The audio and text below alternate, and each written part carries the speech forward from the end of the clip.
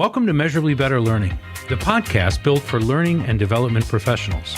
Whether you're an instructional designer, L&D professional, or corporate leader, get ready for insights and ideas that will transform your approach to learning, training, and development. So let's dive in. Welcome to part two of our conversation about learning challenges, and particularly in the global context. And this is my opportunity, Miriam, to ask you questions. So in part one, we kind of did I wouldn't say 50,000 foot view, but 20,000 foot view of sort of the big challenges of global learning and developing learning experiences in the global context. Everybody that's listening to this podcast that does that for a living recognizes those problems. Part two is meant to be, okay, how do you fix them? We know we have a problem. And so I thought, this would be a more practical conversation between the two of us, and you've been doing this a long time. And so it'd be really good just to hear your experience, your ideas, what you've seen, where you went, oh, that's really cool. Mm-hmm. I think we all know stories of when we've done it badly. I was going to say that comes top of mind. Yeah, but like, what's the good stuff? Where talk to us about that. Yeah, well, I kind of feel like we beat a dead horse, but it's just so critical to learning design. It really starts with. By the way, is beat a dead horse? That's an idiom? It's an idiom. I feel like most people, no matter where you are, you get the concept because you can picture. There's some guy in Ecuador going, what now? Right. That's very true. But in order for things to go right, and the times I've seen it go very wrong is where I made assumptions as opposed to starting with my needs analysis. And we've referenced this in the past. We have lots of articles and ebooks, so I'm not going to go through all of that. But the key with a needs analysis is asking, first of all, what are my business objectives? And not just business, but like, what are my regional objectives? And you already alluded to this a little bit. Knowing the scope or the breadth of where this experience, this training is headed. Is this across the entire company? Okay, then I am going to have to make some sacrifices in terms of the global application because it has to fit everyone. Mm-hmm. But if I know this is specifically aimed at either a country or a given department or topic or, that kind of cultural niche, then I can get a lot deeper in the questions that I ask. Well, and then you think too of if we're doing regulatory training and the regulations change country by country. So, the first thing you need to do is choose your language. The second thing is choose your nation, your country, and you might find a very, very cybersecurity is one. Yeah, wildly different. Yeah, wildly different security awareness. You may find what for us in the United States is OSHA for regulations, primarily in manufacturing and lots of other places, but those may change by the location. I want to come back to the needs analysis. That is absolutely essential. Mm-hmm. If you don't start there, right? Even if it's a local, regional course, if you don't start there, but if you don't start there globally, what happens? Oh, well, that's where we get back to the really bad things, right? But I can give you a few examples where it would have been easy to make an assumption. And, our listeners are all instructional designers, so they're not going to just skip a needs analysis. But I find myself now working with more global companies, jotting down more questions so I don't forget. Like one example would be, we were working with a local state government, and it's sort of natural resource type training. Mm-hmm. So an assumption would be that's in English, but thankfully I had some questions down, like who are my learners, language translation. It turns out, no, it needed to be translated into U.S. Spanish, and the bulk of the people, my learners, were going to be Spanish speaking. Right. So, but thankfully I had learned my lesson that time and asked those questions. So I think that's really key in those kinds of things. Practical tip, honestly, is put up I don't know, people work from home now, or I don't want to say in your cubicle anymore, that doesn't always apply, but a map. put pins in, where is this, especially if you're working internally in a company, you should know visualize where everybody is. And that helps remind you to ask those kinds of questions. Yeah. The needs analysis is interesting to me too, because we had, you and I did a webinar not that long ago. And I think we had more than 500 people, maybe more than 550 people register for that webinar. They're all learning, training, and development people. I was wondering when we were going to do that, how many people will sign up, right? If this is so core to what we do. And yet the audience ended up to be massive, because I think there are still questions, particularly in the global context, about the needs analysis. What about developers? So the instructional designers, we've talked quite a bit, needs analysis. Sure. What about, what do the designers need to keep in mind? Well, I think one of the ways I've seen it done best from a design perspective, I mean, we talked, learning personas, having my full needs assessment, but one of the big things that we can do is build relationships with, so we can have local subject matter experts, but we really need to have subject matter experts in those regions of the world where we're rolling out the training. So we can, I would say not even pilot, I would say have them in from the very beginning to speak into images, to speak into scripting, to speak into, there's a whole nother layer of how you're delivering the content, right? Educational systems around the world are wildly different.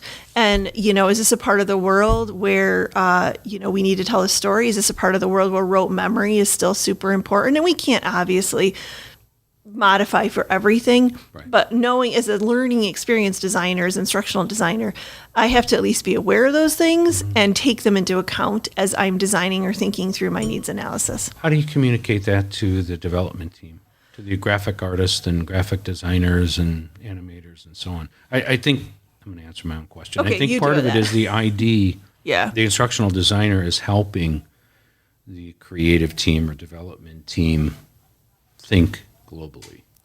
Yeah, we all work with varying degrees of expertise on a development team. Some people are very technically experts. Others have more of that creative. But in this case, I would say that it's really on the instructional designer to really, that storyboard has to be about as complete as possible. You're picking images, you're dictating exactly what that looks like, what colors to use, you're telling the story, all those kinds of things. You have to make those decisions. Okay.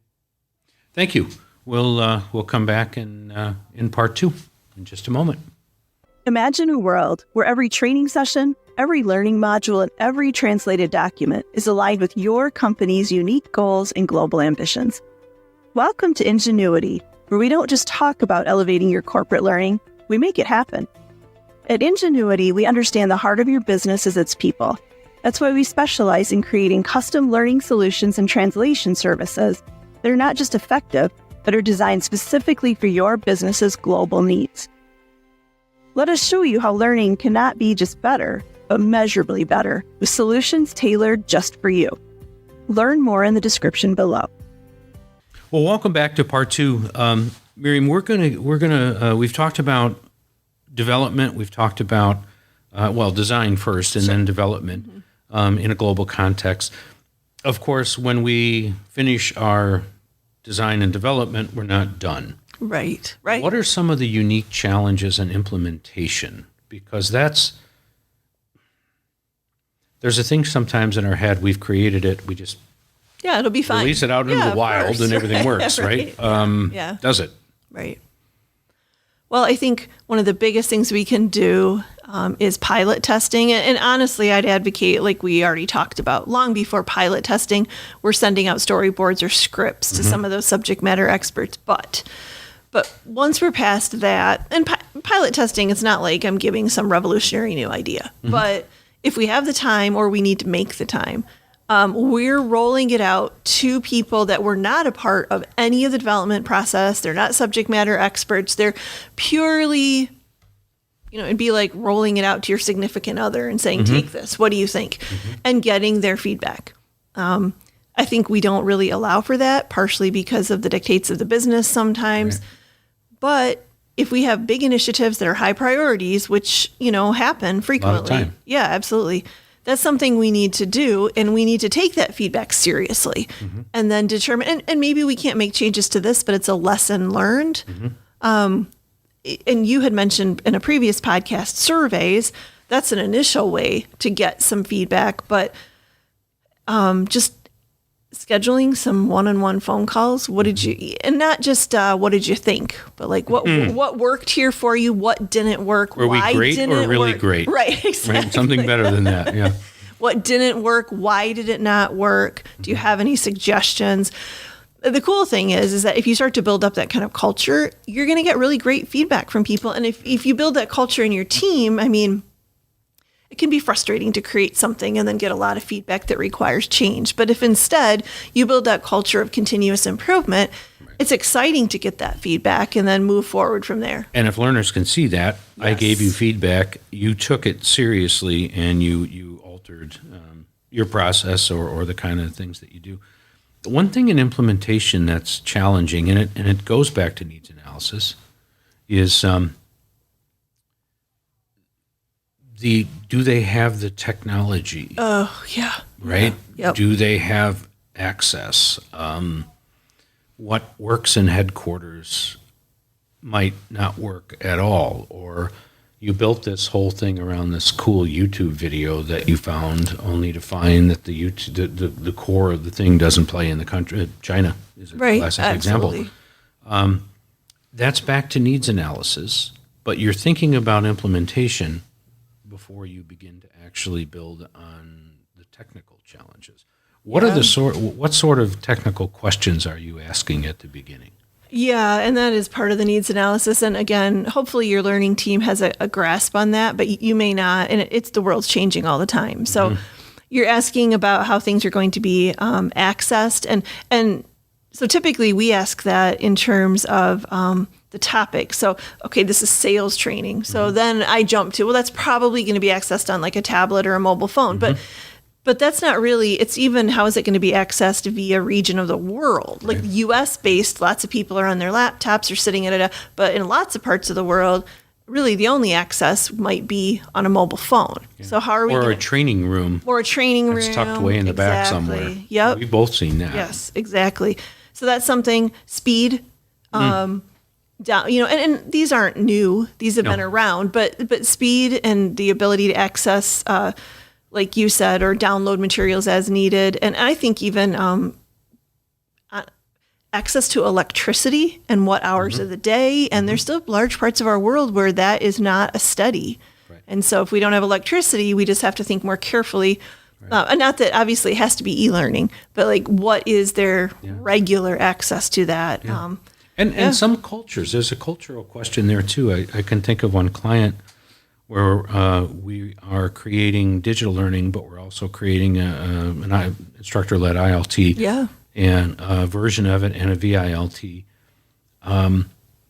because one of the major cultures into which the learning is going to be released prefers ILT. Mm-hmm. It's not that they have the technology, they have electricity, they have all the laptops.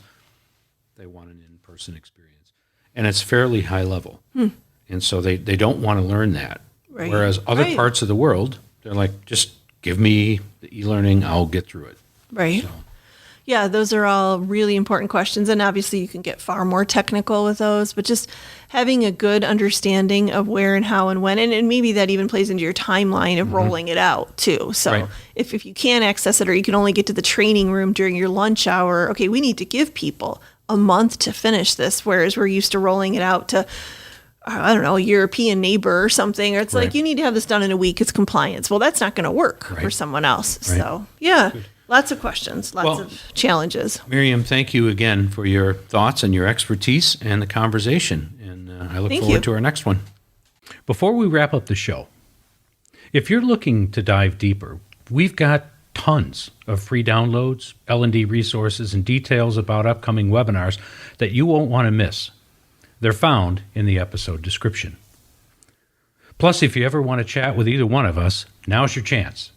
You can find links in the episode description to connect directly with Miriam or me. We're here to answer your questions and to discuss all things learning and development. And speaking of questions, we love hearing from you.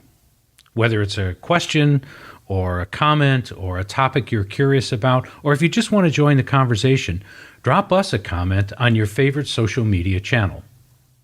Your input shapes our shows. Don't forget to subscribe to our podcast on your favorite platform. It's the best way to ensure you never miss out on our latest episode. We're excited to continue to transform learning into a measurable success with you. Until next time.